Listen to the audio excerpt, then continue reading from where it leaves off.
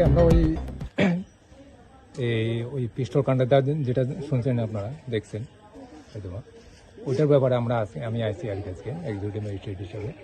তো আমরা একটা জায়গা থেকে 2টা পিস্তল উদ্ধার করা হয়েছে, এটা রাবার বাগান থেকে, আর একটা জেলখানার সামনের থেকে আরেকটা পিস্তল, মানে টোটাল 3টা পিস্তল উদ্ধার করা হয়েছে। আমরা পুলিশ আসলো, সবাই আসলো, ওই সঙ্গে যে পিস্তল রাখা আসলো সেও আসলো, ওই দেখাইছে আমরা, যার ফলে ওই জায়গার থেকে আমরা মুরাবাড়ি ওইখান থেকে উদ্ধার করা হয়েছে। নমস্কার। আজকে প্রথমে আমি আপনাদের সব মিডিয়া ফ্রেন্ডসকে আমার জেলা পুলিশের তরফ থেকে আমি স্বাগত জানাচ্ছি এবং অভিনন্দন জানাচ্ছি। আজকে আপনারা এখানে এসেছেন, এখানে আমার সঙ্গে অ্যাডিশনাল এসপি রাজীব চট্টোপাধ্যায় সাহেব আছেন, এখানে ওসি বিজয় দাস আছেন। এখানে আমরা আমাদের এখানে যে গত 21 তারিখে, মার্চ মাসের 21 তারিখে কেস হয়েছিল, আপনারা সবাই জানেন যে এখানে অনেক সাহার বাড়িতে যে গিয়ে এটা আর্মস দেখিয়ে যে ওইখানে এক্সটর্শনের যে হুমকি দিয়েছিল।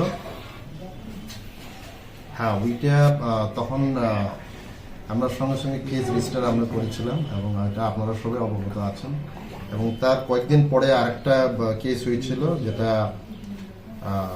চন্দন দেবনাথ, ওনার সঙ্গেও যে এরকম হয়েছিল যে ওনাকে বন্ধুকে ভয় দেখিয়ে এক্সটর্শন করা হয়েছিল, ওইটাও আমরা কেস রেজিস্টার করেছি আমরা। তো পরবর্তীতে আমরা যখন তদন্তে নেমে আমরা বেশ কয়েকজনকে আমরা অ্যারেস্ট করেছি। যেমন 24 নম্বর কেস, যেটা অনেক সাহার যে যেটা কেস হয়েছে, ওইটাতে আমরা অলরেডি আমরা 5 জনকে আমরা অ্যারেস্ট করেছি। তার মধ্যে আপনারা জানেন রিসেন্টলি রণবীর দেবনাথ কিছুদিন বেশ কয়েকদিন ধরে পালিয়ে ছিল এখান থেকে, এরপরে এখানে এসে কোর্টের সামনে থেকে আমরা তখন তাকে আমরা অ্যারেস্ট করে নিয়ে আসি। তারপরে কারণ সেটা হচ্ছে ওই কেসের মূল যেটা তার হুমকি দিয়ে মানে শুরু হয়েছিল এবং সে এফআইআর নেম হচ্ছিল। তো এই কারণে আমরা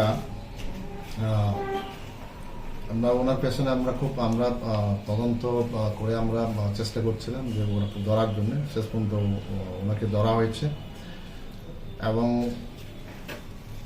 27 তারিখে এপ্রিলে আমরা অ্যারেস্ট করি।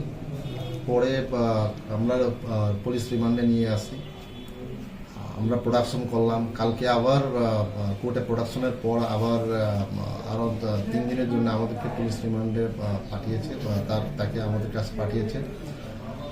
আমরা ইন্টারোগেশনের ভিত্তিতে গতকালকে আমরা হাতিয়ার রিকভার করেছি। তার বক্তব্য থেকে, তার ইন্টারোগেশন থেকে আমরা পেয়েছি যে একজন পরিমল দাস, যেটা ওই 8টা কেসে ইনভলভ আছে, তাকে আমরা অ্যারেস্ট করে আমরা জিজ্ঞাসাবাদ করি।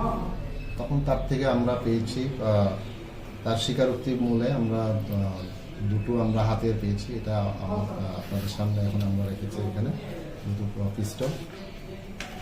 রণবীর দেবনাথকেও জিজ্ঞাসাবাদ করে 8টা আমরা রিকভার করেছি, এটাও আমরা সামনে রেখেছি। এটা একটা বিরাট সাফল্য আমাদের এখানে যে বিশালগড় থানার ওসি নিজে এটার পেছনে খুবই মানে এটা তদন্তের পেছনে ছিল, কিভাবে আসামিদের ধরা যায়, কিভাবে হাতিয়ারটা আমরা রিকভার করতে পারি, ওইটা নিয়ে আমরা তো অনেক দিন ধরে আমরা চেষ্টা ছিল। কালকে আমরা এটা সাফল্য হয়েছি, কাল গত রাতে।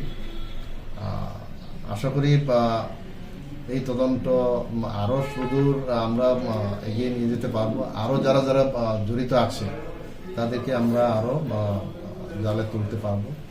আমাদের কাছে অলরেডি নামটা এসছে, এখন আমরা দেখছি আরও কি হাতিয়ার পাওয়া যায় কিনা, আমরা তদন্ত করে আমরা দেখছি, আরও ইনফরমেশনে আমরা এখন চালাচ্ছি। পরিমল দাস যাকে আটক করেছেন, সে কি ওই বিশালগড় গুলিকাণ্ডের ঘটনার সাথে জড়িত ছিল নাকি অন্য কোনো ঘটনা? এখন এটাতেও আমরা দেখছি, ওইটাতে ওই কেসেও মানে ওর নাম কিছু আছে, কিন্তু ওইখানে তার অলরেডি নাম আছে যে চন্দন দেবনাথের ওই কেসে ওনার সংক্রান্ত ওনার যে ওইখানে যে অ্যাক্সটপ করেছিল বন্দুক দেখিয়ে, ওইখানে কিন্তু তার নাম অলরেডি আছে। আমরা ওইটাতে আমরা দেখছি এখন ওর নামও এখন ধীরে ধীরে বেরিয়ে আসছে। এখন আমরা কিন্তু ওইটা আরো কনক্রিট এভিডেন্সের জন্য আমরা তদন্ত চালিয়ে যাচ্ছি। স্যার, রণবীর যে এই গুলিকাণ্ড যে সংগঠিত করেছিল, তো এর পেছনে কি রহস্য, কার পেছনের মানে অদৃশ্য শক্তি নিয়েছে এরকমটা করলো? এইটা তো এখন আমরা তদন্ত চালিয়ে যাচ্ছে। এখন অলরেডি তো এখানে আপনারা দেখছেন এই যে রণবীর সরকার যে স্মল, তাকে আমরা অ্যারেস্ট করেছি, কারণ সে হচ্ছে মাস্টার মাইন্ড এখানে। তার মানে ইয়েতেই মানে নেতৃত্বেই সব কিছু হচ্ছিল।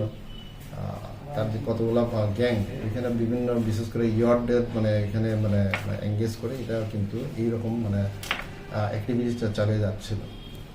এটার মধ্যে আর কোনো নাম আসছে কিনা? হাতিয়ারগুলো কোথা থেকে উদ্ধার করেছিলেন আপনারা?